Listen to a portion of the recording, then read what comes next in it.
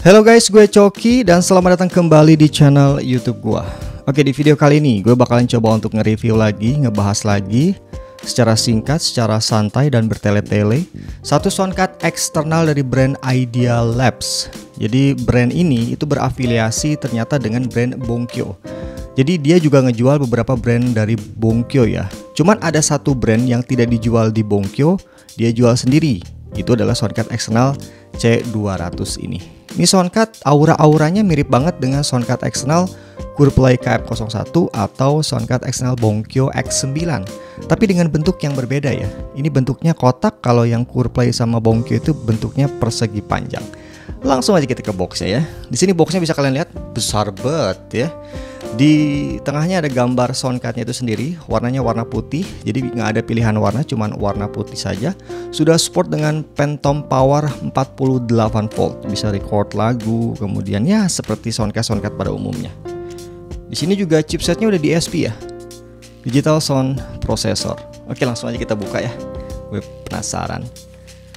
Dan katanya ini 16 bit apa 24 bit ya, karena pas gue baca di user guide-nya itu 24 bit nih. Ini 16 ya. Ini bisa kalian baca 16 di sini. Nanti gua liatin di user guide-nya. Oke, apa aja yang bakalan kita dapat? Pastinya soundcard. Kita keluarkan terlebih dahulu. Ada user guide, nanti kita liatin user guide-nya. Ada kabel-kabel. Kita ke belakangin terlebih dahulu untuk box-nya.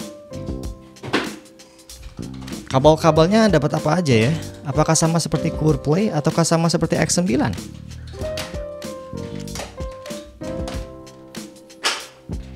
Jadi yang didapat ya ini Type C to Type C, jack 35 to 35 untuk kabel chart dengan Type C. Alah, sedikit banget ya. Terus user guide-nya ini yang bakalan gue liatin. Tadi di box 16 bit, oke, tapi di user guide lihatin 24 bit. Jadi yang bener yang mana ya? Gua nggak tahu. Tapi sebenarnya agak tricky juga sih untuk bit 16 dan 24 itu perbedaannya cuma sedikit. Yang jelas soundcard ini punya baterai 2900 mAh dengan output powernya sebesar 600 mAh. Jadi ya mungkin bisa dipakai sekitar I don't know, maybe 3 jam sampai 4 jam. Kita buka soundcardnya ya.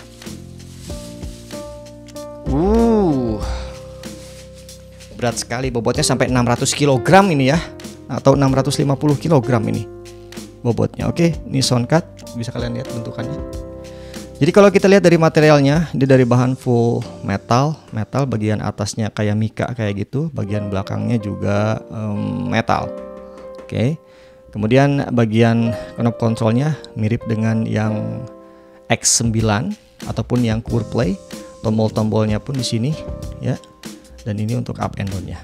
Kemudian yang unik itu adalah tombol power ya, power switch dan power supply. Bentuknya kayak gini cuy. Ini unik banget kalau menurut gua. Jarang-jarang ada soundcard dengan switch powernya seperti ini. Kita langsung aja nyalain ya. Nggak usah matiin lampu deh. Oke. Wih, displaynya keren.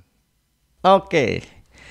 Itu untuk opening dari soundcard ini, untuk lampunya kayak gitu ya. Kita lihat, cek di sini. Di sini ada tombol on off untuk Phantom Power dan juga power switch.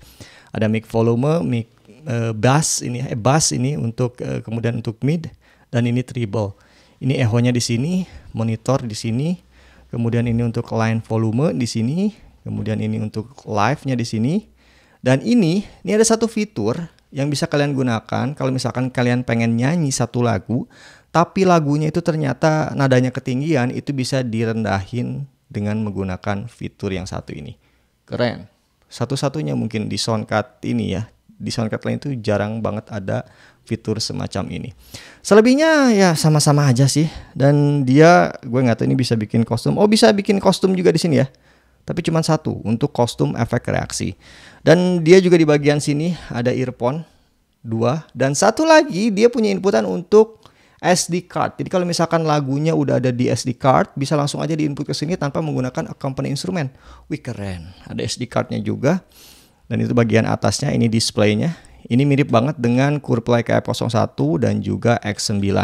ya agak-agak beda sedikit lah. Oke, OTG-nya pastinya udah ada, TF record dan Bluetooth. Bluetooth-nya udah ada tersedia ya. Dan bagian belakangnya, wih mirip.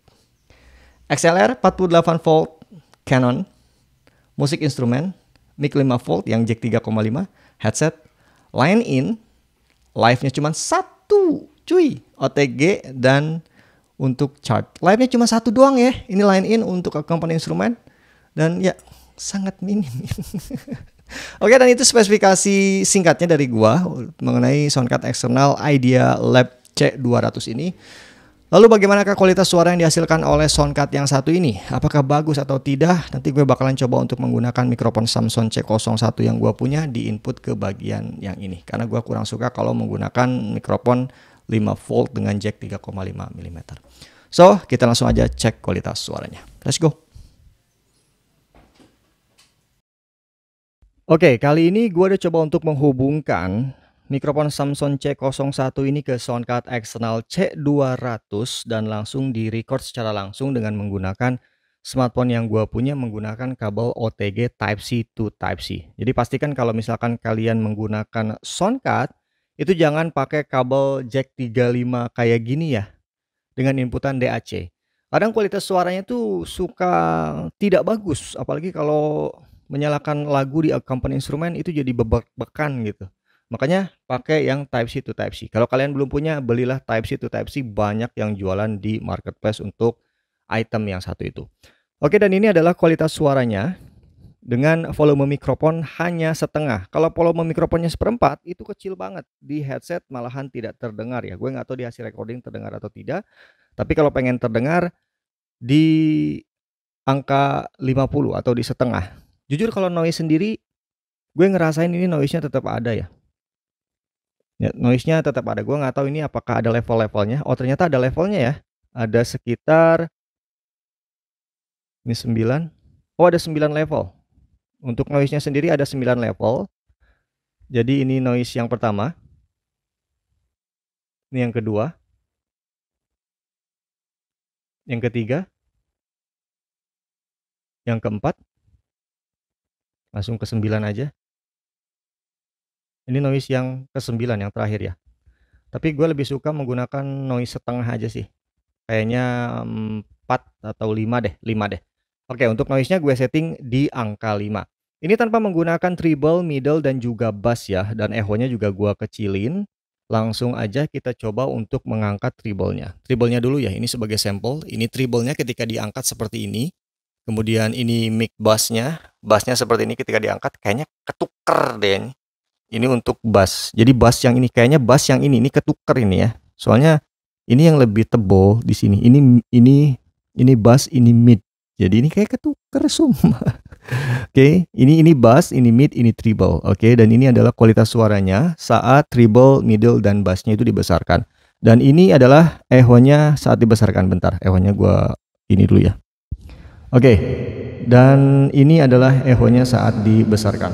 Oke, kualitasnya seperti ini. Kalian bisa dengarkan sendiri di hasil recording seperti apa, apakah noise atau tidak. Gua berhenti sejenak. Kalau di headset sih agak sedikit ada statis kayak gitu ya. Oke. Sekarang kita coba tuning dulu aja. Treble-nya di angka 50. Middle-nya di angka 50 dan bass-nya mungkin di angka 60 atau 70 dengan echo-nya setengah aja atau nih oke agak sedikit lah 60-an. Tapi agak sedikit kena sih kalau menurut saya, echo-nya agak sedikit besar. 50 aja deh. Atau 40 aja deh. Gue nggak suka nih kebanyakan echo kayak menggema gitu, kayak di mana gitu ya. Oke. Dan ini adalah kualitas suaranya saat tuning-tuning yang biasa gue pakai dengan volume mic-nya sekitar setengah. Oh, belum gue besarkan ya untuk volume mic-nya ya. Seperti apa? Ini kalau kita besarkan seperti ini. Oke. Jadi ini jarak gue sekitar 30 cm dari mikrofon, juga masih tetap kena di headset, tapi gue nggak tahu di hasil recording seperti apa. Ini jaraknya 30 cm. Oke, dan ini volume mikrofonnya full. Kita coba di fullin aja deh, nggak apa-apa. Line volume-nya untuk line volume-nya tetap setengah, cuman gue kecilin monitornya aja, ya biar nggak besar. Jadi biar ketahuan nih kalau mic volumenya full seperti ini ya. Oke. Langsung di sini gua bakalan menyalakan lagu yang gua punya. Oke.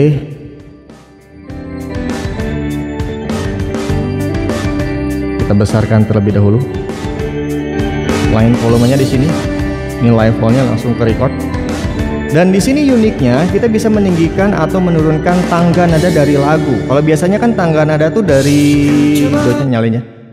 Kalau tangga nada tuh biasanya kan dari vokal kita, tapi ini yang dinaikkan dan diturunkan itu dari lagu itu sendiri ya. Kita coba ya.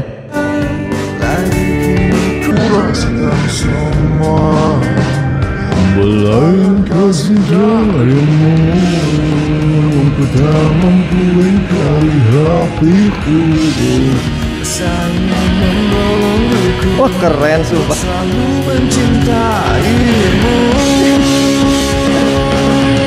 Jadi kalau lagunya ketinggian itu bisa dinaikkan dan diturunkan dengan menggunakan fitur yang satu ini. Sangat-sangat keren. Dimana fitur ini tidak dimiliki oleh soundcard manapun dan hanya dimiliki oleh soundcard eksternal C200 ini. Jadi kalian mesti beli ya. Nanti produknya gua tag di video ini. Keren cuy.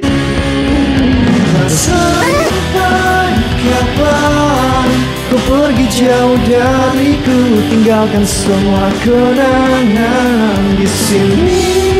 Aku menunggu, cepatlah kembali, jangan terlalu lama kau kembali. Ini bakalan sedikit lama ya. Kita coba untuk follow singingnya apakah berfungsi atau tidak. Jadi follow singing ini itu menghilangkan suara vokal, tapi apakah benar-benar hilang atau tidak?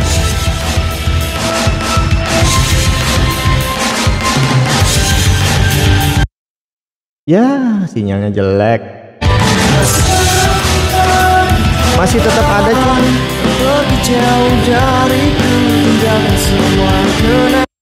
Oke. Suaranya masih tetap ada. Jadi meskipun follow singingnya itu kita matikan, itu tetap ada untuk vokalnya. Harusnya sih menghilang ya. Gue nggak tahu nih di luar ada tukang kayak tukang tahu es krim kayak gitu. Gue nggak tahu ini masuk atau enggak.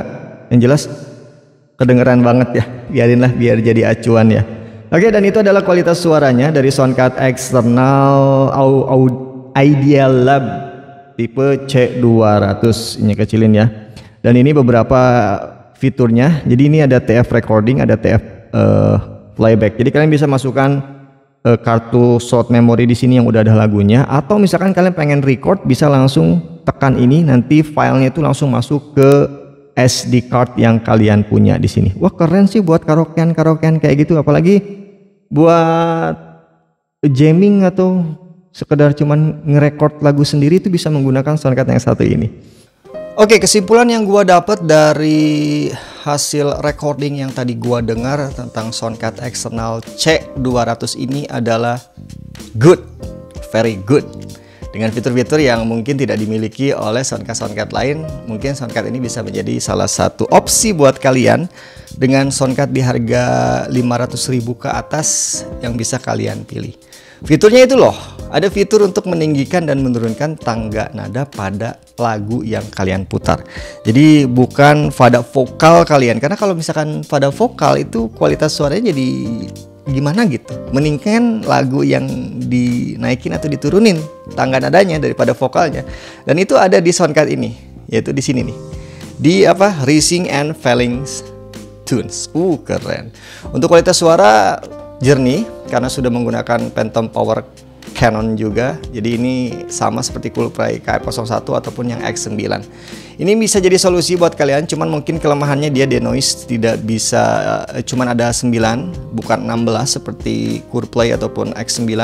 Kemudian untuk dodge sendiri dia tidak bisa diatur untuk volumenya. Jadi dodge-nya itu paten kayak gitu ya. Kalau yang Coolplay kan dia bisa diatur ya, level 1 sampai 16. Jadi kalau misalkan levelnya cuman sekitar 12 atau 10, itu suara musik masih tetap ada di belakang sedikit. Cuman kalau ini ya full, dia suara musiknya jadi mati.